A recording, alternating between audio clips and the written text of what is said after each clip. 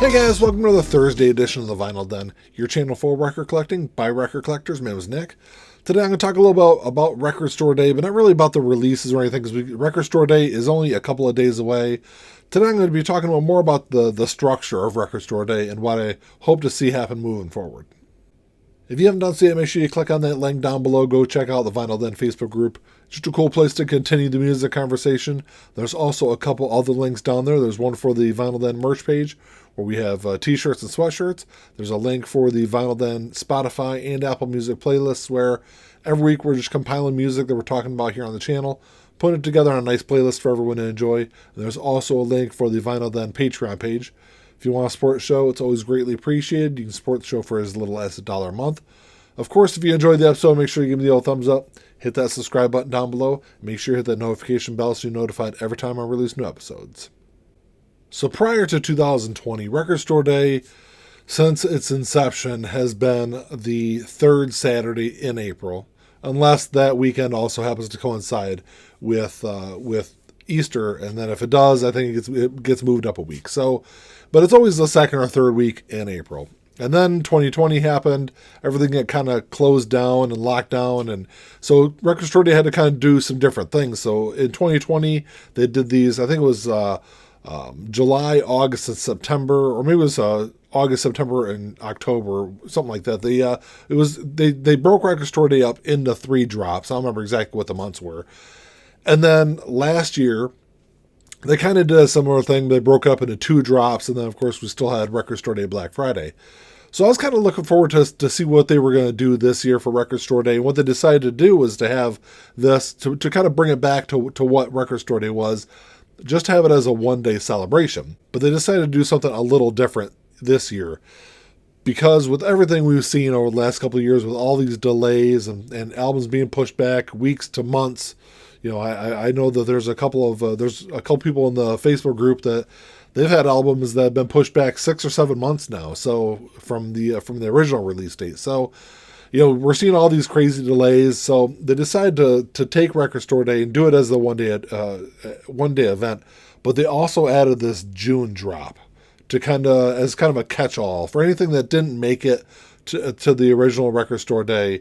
They would be able to have this June date also. And I think they really decided to do that because the way Record Store Day worked last year, there was a lot of albums that were supposed to be in one of those 2 drops that ended up getting pushed back to Record Store Day Black Friday.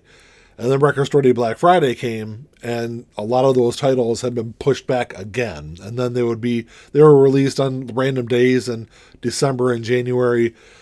And there wasn't the big push, the big sales push for a lot of those titles. I think, some sales kind of suffered because of that. I know there was a couple of albums, the Flesh and Blood by Poison was supposed to be released here in the U.S. I don't think it was ever actually released here. I know it was released over in Europe, and then some stores kind of bought them and moved them over and pulled them over or had them shipped from Europe to sell them here in the U.S. But I don't think I ever actually got a proper U.S. release like it was supposed to for Record Store Day Black Friday. So I like the idea that they did this year.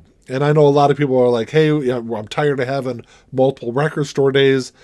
But it was really just kind of set up because of all the delays we've seen. And had they not set up this June date as a backup drop for Record Store Day, we would have had the same thing happen. There wasn't a whole lot of titles that got pushed from Record Store Day, but there was a small handful that got pushed from that original date to this June date. But most of the stuff that was for June or on the list for June was, on the list for June originally also. So I know for me at least, the Prince release and the Pearl Jam release, those 2 big releases for me, were both originally set up as June just because, the band and the label knew that they would never be able to get everything put together and everything shipped for the April date. I was one of those people back in 2020 that really kind of enjoyed, even though I was a little skeptical about how it was going to work out, I really enjoyed having those 3 drops.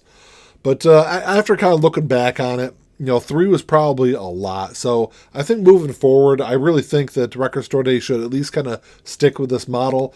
Stick with just the regular Record Store Day in April, but still set up like a June or a July drop date. Just because there is stuff that's always going to get pushed back. There always tends to be something, but and kind of have that as a backup plan. Plus, April in Michigan, it can get the weather can be kind of iffy. It can be in lots of other places here in the U.S. also. So, I would much rather camp out all night for records in July or June rather than sitting in questionable weather in April. But the weather aside, I think it is a really good idea that they kind of at least keep these drops at least for the foreseeable future. Until all the backlog gets cleared up.